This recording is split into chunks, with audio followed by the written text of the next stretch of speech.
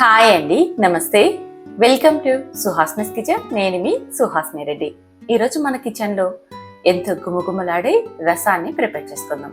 ఈ స్పెషల్ రసం చాలా చాలా రుచిగా ఉంటుంది.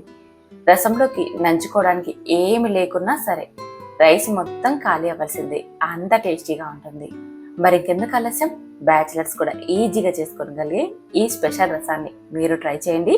మీకు ఎలా కుదిరిందో కామెంట్ చేయండి. దీనికోసం నేనైతే ఇక్కడ చింతపండును ముందే నానబెట్టి పెట్టుకున్నానండి.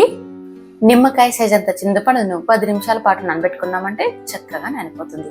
తర్వాత చెత్తు మెత్తగా చేసి గుజ్జు తీసేసుకోవాలి. ఇలా గుజ్జు తీసుకున్నాక పిప్పిని పక్కన ఉంచుకోండి. ఒకవేళ మీకు పులుపు తక్కువ అనిపిస్తే మళ్ళీ కొద్దిగా వాటర్ని యాడ్ చేసి మనం ఆ పిప్పిలో నుంచి రసాన్ని తీసి వేసుకోవచ్చు.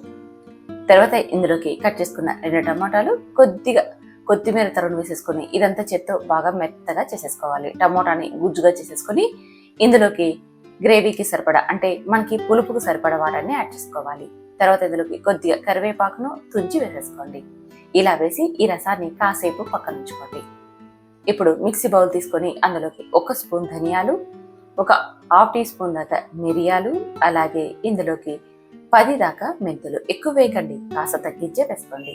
అలాగే 1 స్పూన్ జీలకర్ర వేసి ఇదంతా కోర్స్గా గ్రైండ్ చేసుకున్నాక ఇప్పుడు ఇందులోకి 5 నుంచి 6 వెల్లుల్లి డబ్బులు, 2 ఎండుమిర్చిని వేసేసి మళ్ళీ ఒకసారి ఇదంతా మెత్తగా గ్రైండ్ చేయండి. చూడండి, ఇలా గ్రైండ్ చేసుకున్న ఈ పొడిని కూడా పక్కన చేసుకోండి.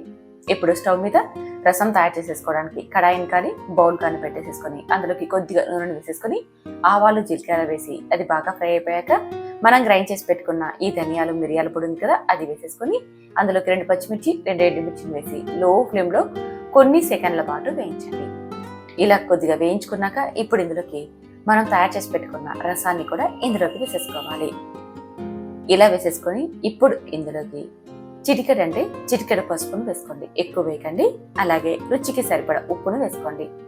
ఇలా వేసేసి ఇదంతా బాగా కలిసేలాగా కలిపి ఒక్కసారి రుచి చూడండి. మీకేమైనా ఇప్పుడే ఉప్పు కానీ లేదా కారం కానీ తక్కువ అనిపిస్తే కొద్దిగా వేసేసుకోండి. తర్వాత ఇందులోకి చిన్న బెల్లం ముక్కను వేసేసుకొని మూత పెట్టి లో ఫ్లేమ్లో 5 నిమిషాలు ఉడికించండి, లేదా ఉడకడం స్టార్ట్ అయ్యేంత వరకు ఉడికించుకోండి. ఇలా లో ఫ్లేమ్లో ఉడికించడం వల్ల రసం రుచి అనేది చాలా బాగుంటుంది. ఈ రసమే కాదు, మీరు ఏ రసం చేస్తున్నా సరే లో ఫ్లేమ్లోనే రసాన్ని తయారు చేసేసుకోండి. తర్వాత మూత తీసి కొద్దిగా కొత్తిమీరని వేసేసుకొని స్టవ్ మీద నుంచి దించి సర్వ్ చేసేసుకోండి. ఇది అన్నంలోకి చాలా చాలా బాగుంటుంది. రసం ఉంటే చాలు, ఇక ఏమీ అక్కర్లేదు అనేంత రుచిగా ఉంటుంది. మరి మీరు ఇలా ట్రై చేస్తారు కదా, ట్రై చేయండి. మీకు ఎలా కుదిరిందో కూడా కామెంట్ చేయండి. నచ్చితే మాత్రం ఈ వీడియోని మీ ఫ్రెండ్స్ మెంబర్కి షేర్ చేయండి. అలాగే ఇలాంటి సింపుల్ అండ్ టేస్టీ వంటకాల కోసం సుహాస్నిస్ కిచెన్ని సబ్స్క్రైబ్ చేసుకోవడం అస్సలు మర్చిపోకండి. Thank you for watching.